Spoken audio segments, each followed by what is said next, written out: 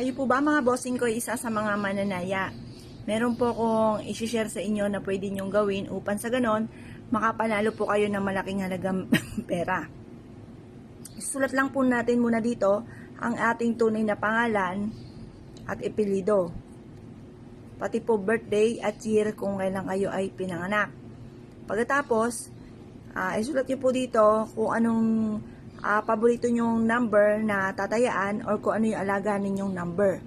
Ako po, ang susulat ko po ay 758. Tapos, yung edad ko po ay 41. Tapos, ang edad po ng aking mister ay 43. Tapos, ang edad ng aking panganay ay 19. Ilan at 6. Ngayon po, sabihin po natin dito,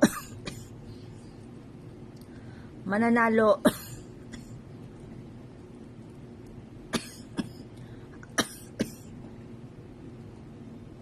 ako ng jackpot. Yan. I-wish na po lahat ang gusto po ninyo. Pagtapos na po kayo mag-wish mga bossing, halimbawa magkaroon ako ng sariling bahay, magkaroon ako ng sarili kong negosyo na dito na ako yayaman, magkaroon ako ng mga bagay na matagal ko nang pinapangarap, i-wish na lahat ang gusto po ninyo.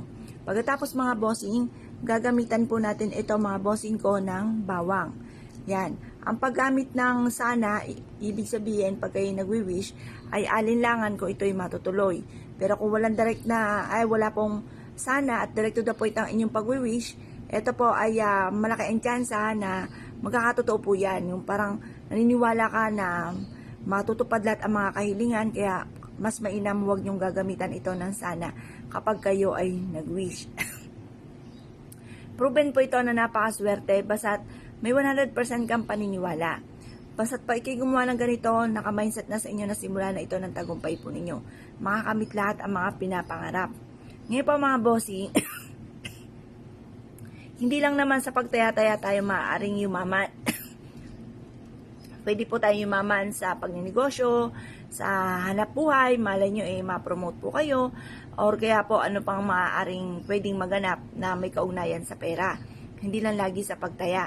At syempre, ito ay suntok sa buwan, parang minsan, parang sa dami-dami ng tao dito sa mundo, isa lang ang tao mananalo, or kaya po yung mga ilan-ilan lang at hindi lahat.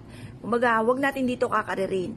Kapag gusto lang po natin, saka tayo tumaya. Pero pag may alilangan ka, ay wag nyo na lang gagawin, wag mo na kayong tataya. Kasi importante yung malakas yung fighting spirit nyo para gumana ang ating law of attraction, para matupad ko ano man ang ating hinihiling. Ngayon po mga bossing, kung kayo po isa sa mga mananaya, gawin nyo po ito ng umaga mga bossing mga 6:30 or kaya po alas 7. Matatapos kasi ibibilad pa natin to hanggang alas 8 ng umaga. Proven po ito at i-mindset nyo na kayo magiging matagumpay, makakamit nyo lahat ang mga pangarap po ninyo at i-aadya kayo nito kung saan lagi kayo suswertihin.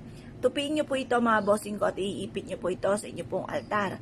Ang dulot nito ay swerte. Kaya kung kayo po naniwala mga bossing, at siya mga bossing, good luck po sa inyo po lahat.